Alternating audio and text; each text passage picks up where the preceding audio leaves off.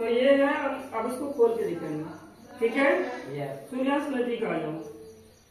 देखिए अभी हम उसमें देख रहे थे पुष्प ग्रंथ, यानी कि ये होता है पुष्प ग्रंथ, और हमने इसको अलग कर लिया। ये क्या है हमारा पुष्प ग्रंथ। सूर्यांश नजदीक से दिखाओ, क्या है हमारा पुष्प ग्रंथ, निकाल लिया हमने। और ये हमारे जो लगे हुए हैं ना, जुड़े हुए हरे हरे रंग के, ये क्या है हमारे बाह्य दल, निकाल लिए बाह्य दल। अब ये रेड कलर वाले क्या है बताओ जरा, कौन बताएगा? शाबाश रोहित, ये है दल। ये हम अलग कर लेते हैं, दल हमने अलग कर लिए, ये हुए अलग दल।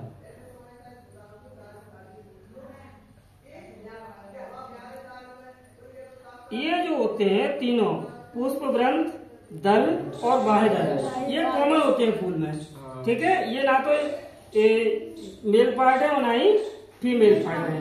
अब यही बचा, ये इसमें पौधे का कुछ भाग मेल पार्ट है, कुछ भाग फीमेल पार्ट है, इसको ध्यान से समझना है, ठीक है। इस पर जो देखो ध्यान से, सूर्यांश पास से दिखाओ, बहुत पास से। ये जो पीला पीला लगा हुआ है ना, पीला पीला, रेड नहीं, पीला पीला दिख रहा है, और जिसके सहारे लगा हुआ है ये तंतु सा है ना, बहुत सारे, ये पौधे के क्या है? मेल पार्ट है, जिसको कहते हैं पुंकेसर। ये सब मिला के क्या कहलाता है? पुंकेसर। ये हमने पुंकेसर अलग रख रहे हैं, दिखा पाओगे? छोटे छोटे, इनमें क्या होता है? परागकोश। ये ऊपर जो परागकोश है ना, परागकण होते हैं, ठीक है, समझ रहे हो ना? क्या होते हैं? परागकण इनको। और ये है पौधे का मेल पार्ट, इसको हम अलग कर लेते हैं, लो साबुन धीरे धीरे निकाल के अलग कर लेते हैं इसको पूरे को।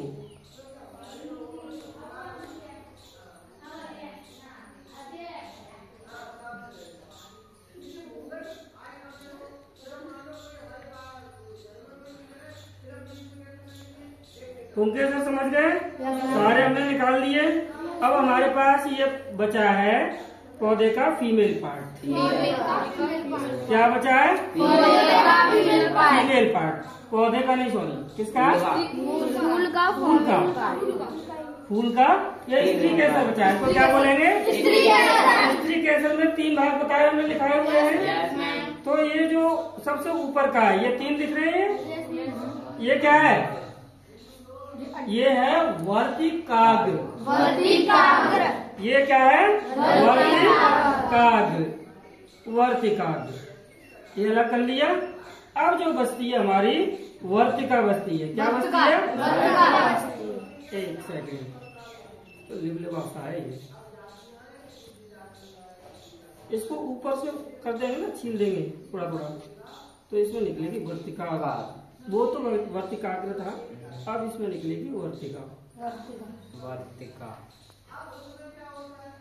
हाथ पे लगाना सूर्यांश, ठीक है, एकदम से हाथ पे। ये बहुत चिकना है। ये जो धागे से निकल रहा है ना, ये निकल रहा है, ये निकल रहा है बीच में, ये नहीं, ये है आपकी वर्तिका। क्या है ये अंदर से?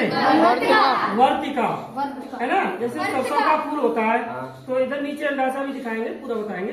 ये पहले समझो, वर्तिकाग्र हमने इधर रख दिया, ये क्या है? वर्तिका।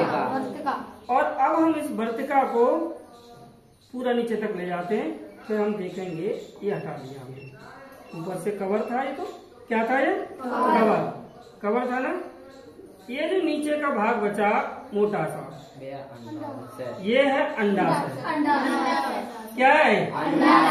ये नीचे का जो हिस्सा बच रहा है ना, ये सूर्यांश दिख रहा है, ये सूर्यांश दिख रहा है, ये नीचे वाला, नीचे ये क्या है? पौधे पुष्प का अंडाशय, यानी कि अंडाशय, वर्तिका और वर्तिकाग्र, ठीक है। वर्तिकाग्र इसके ऊपर रहता है, तीनों मिला के क्या कहलाते हैं? जो स्त्री केसर, ठीक है।